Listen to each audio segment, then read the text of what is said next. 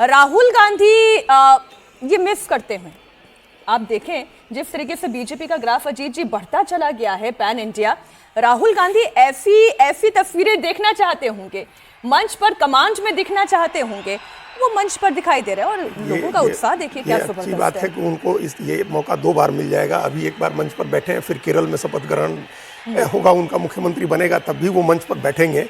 और उसके बाद आप देखिए कि साउथ पूरा एक आंध्र प्रदेश छोड़ दें तो फिर तेलंगाना, केरल और कर्नाटक में कांग्रेस का अपना सीएम होगा और तमिलनाडु में डीएम अपना टीवीके का सीएम होगा, विजय सीएम होंगे, लेकिन सरकार में कांग्रेस भी शामिल होगी।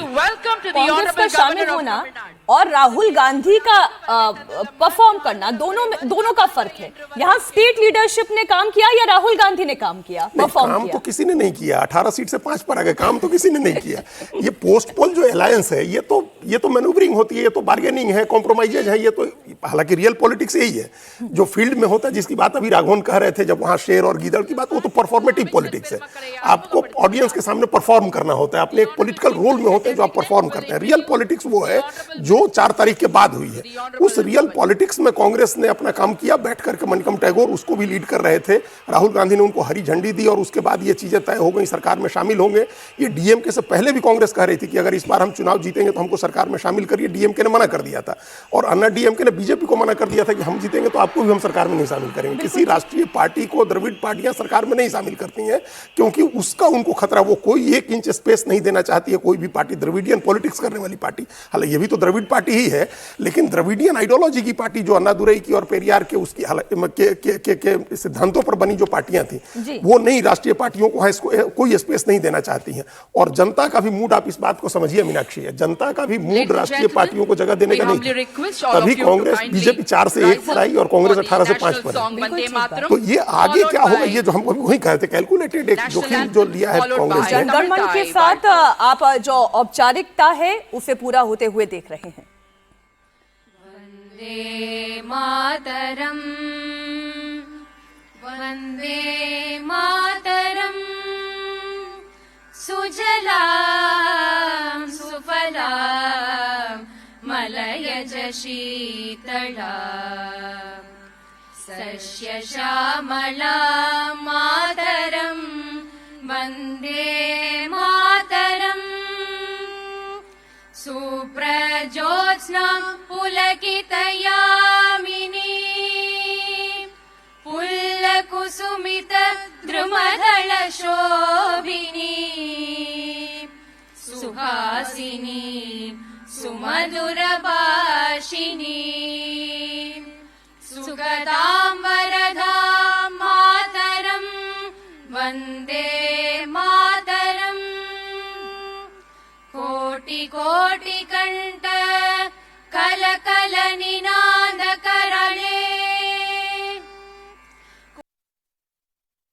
बुझे धृत कर करवाले के बोले माँ तुम्ही आ भोले बहुबलधारिणी नमामि तारिणी रिपुदलवारिणी मातरं वन्दे मातरम्। तुमि विद्या तुमि धर्मा तुमि हृदि तुमि मर्मा त्वं हि प्राणाः शरीरे बहुते तुमि मा शक्ति हृदये तुमि मा भक्ति तोमारोय प्रतिमा घड़ी मंदिरे मंदिरे वन्दे मातरम्। त्वं हि दुर्गा दश प्रहरण दारिणी कमला कमलदल विहारिणी वाणी विद्यादायिनी नमामि त्वां नमामि कमला ममला अतुला सुजला सुफला मातरम् वन्दे मातरम्।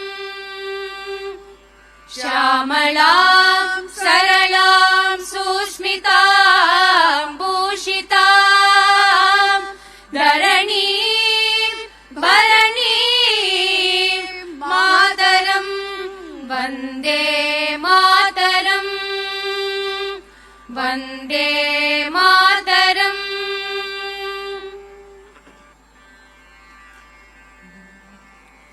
जनगण मन अधिनायक जय हे भारत भाग्य विधाता पंजाब सिंध गुजरात मराठा द्राविड उत्कल बंगा विंध्य हिमाचल यमुना गंगा उच्चल जलति तरंगा तव शुभ नामे जाहे तव शुभ आशीष माहे गाहे तव जय गाथा जनगण मंगलदायक जय हे भारत भाग्य विधाता जय हे जय हे जय हे जय जय जय जय हे